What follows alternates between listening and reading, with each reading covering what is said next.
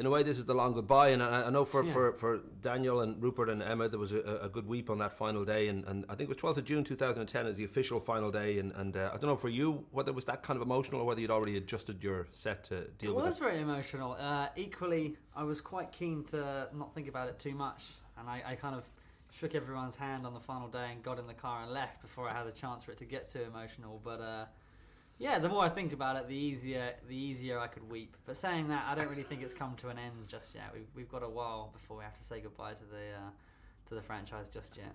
Well, you didn't go to a private place and have a weep, because I know you're a proper man, so you didn't let the other see. I got in the car and blubbed the whole way. No, I mean, it hasn't hit me yet, to be fair. I'm sure it will. I know Rupert and Daniel were showed a sort of 15-minute video of their childhood so far, so I can imagine why that was rather emotive. Well, I was thinking it is pretty much for all of you who've been right through that all the films would be like saying goodbye to a surrogate family eventually, and that.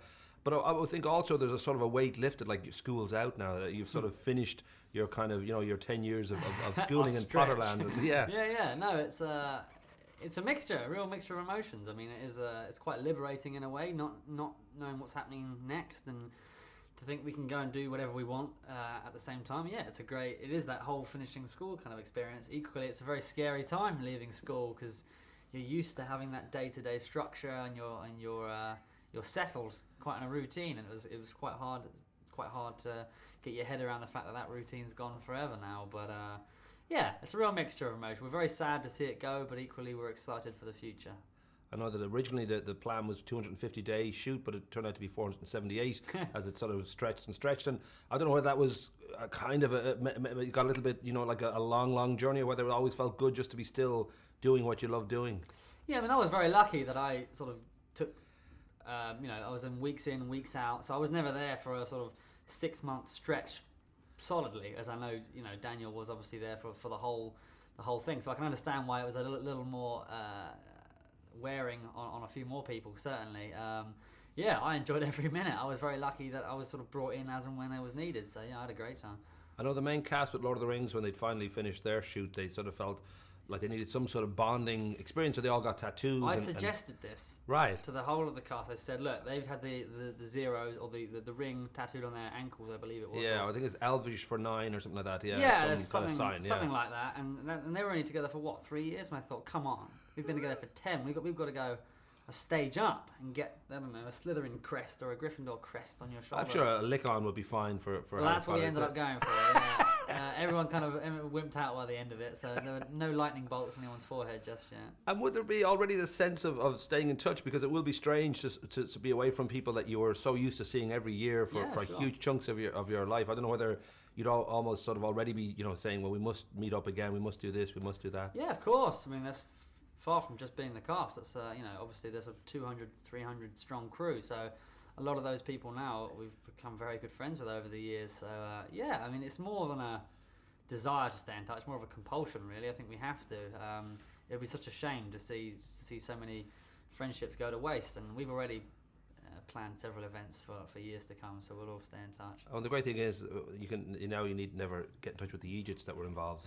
Anybody you didn't like, it's over now, so you'll be relieved. See you later. I hadn't thought about that. There you go. That's a positive spin on it. And there must be a part of you too when all this is, when the 2 films are released and all the promotion is done and it's finally put to bed. I'm sure there's a part of your brain thinking, I really would like nobody maybe to mention Harry Potter for maybe a year of my life, so I could just feel it's not every single day I've got to sort of deal with the fact that I was Draco. Well, again, I'm very lucky that as much as it has been a huge part of my life, it's not all and everything. I've been lucky enough to sort of have time to go and do other things. Whether it's my school as a child, I never quit the secondary school that I was in, which was very beneficial for me, and I've had a chance to do other things that I enjoy, such as music and sports and other things like that. So I really don't mind when anyone does talk to me about it. I'm always open, and 99.9% of the time I'm more than happy to talk about it. I'm far from bored of it just yet. I mean, you can bear in mind as well, I'm a huge fan, so as a fan talking to another fan, it's very easy to start talking about and getting very excited about something.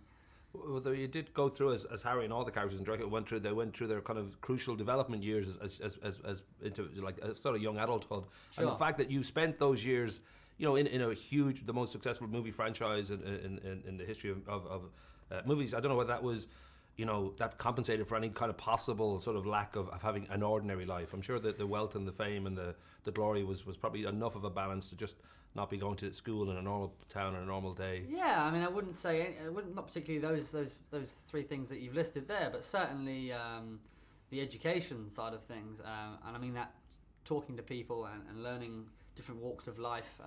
Obviously, yeah, we missed out on school trips and skiing holidays here and loads of things that friends, you know, normally typically do my age. Yeah, you miss out on those things, and it is upsetting, especially at that age. That's all you care about is the Friday night party or whatever's happening amongst your local group. But saying that, yeah, it's been certainly weighed out by the fact of the experiences that I've had and the people and the friends that I've met along the way. I certainly wouldn't put a price on your childhood. I don't think that's even manageable. But for the experience alone, then it's definitely been worthwhile. I got to wrap up, but I know Daniel joked just recently that who knows, maybe in 30 years' time we'll all be there playing the teachers in some sort of remake. Yeah. Would that be something you could consider? Good call. I quite like it. Yeah, I could see Daniel could do Snape, and maybe I could do Dumbledore. I do for a few years off that, but it'd be nice to flip it around like that. That'd be kind of cool. Yeah, maybe one day. We'll see. Rock and roll. I'll be giving the friendly finger. Lovely to talk to you again, man. Yeah. Real pleasure. I spoke to you